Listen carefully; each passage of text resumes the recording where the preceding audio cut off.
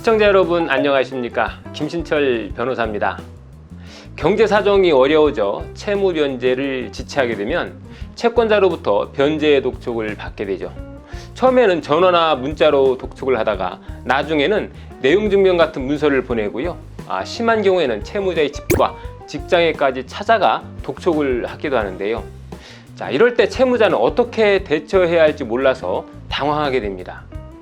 그래서 오늘은 채권자나 채권 추심업자가 추심 행위를 할 때 채무자가 어떻게 대응해야 할지 한번 알아보겠습니다.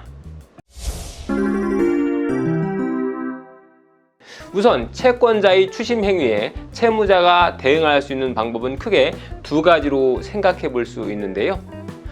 채권자가 불법 추심을 하는 경우와 합법적으로 추심을 하는 경우입니다. 먼저 이 불법 추심에 대해서 대응 방법부터 알아보겠습니다.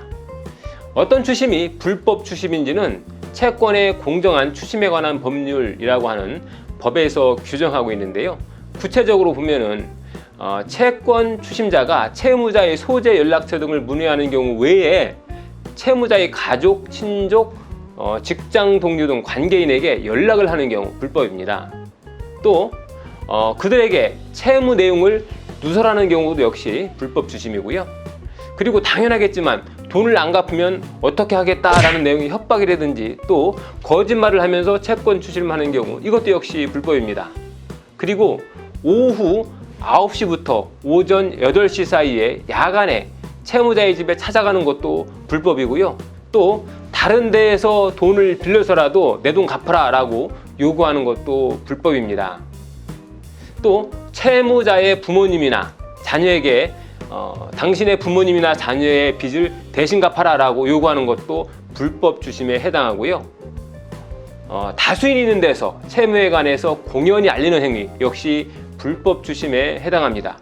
이렇게 불법 추심을 하게 되면 형사 처벌을 받게 되는데요.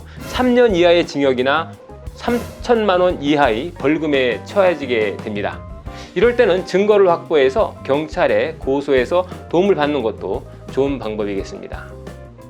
여태까지는 불법 추심에 대해서 말씀드렸고요. 다음은 합법적인 채권 추심에 대한 대응 방법인데요.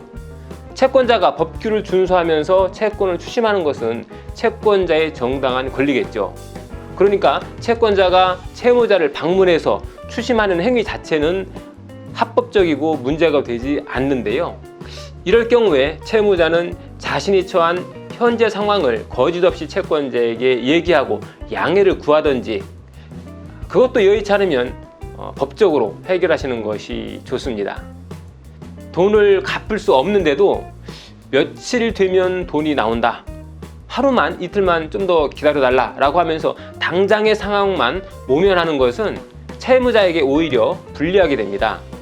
이럴 때는 실제로 변제할 수 있는 날짜를 알리고 채권자에게 양해를 구하는 것이 좋습니다. 그런데 채권자가 양해를 해주지 않는다든지 또 도저히 변제할 수 없는 상황에 이럴 때는 곧 갚겠다고 거짓말을 하거나 아랫돌 빼서 윗돌 기는 식의 돌려막기를 해서는 안 되고요. 개인회생이나 워크아웃을 통해서 근본적으로 채무를 해결하는 것이 좋습니다. 채무 변제를 위한 최선의 노력을 다했지만 도저히 변제할 수 없는 상황에 몰렸을 때는 차라리 채권자에게 개인회생을 준비하고 있습니다. 곧 사건이 접수되면 사건 번호를 가르치겠습니다 라고 말씀을 하시는 것이 추심의 압박에서 벗어날 수 있는 좋은 방법입니다.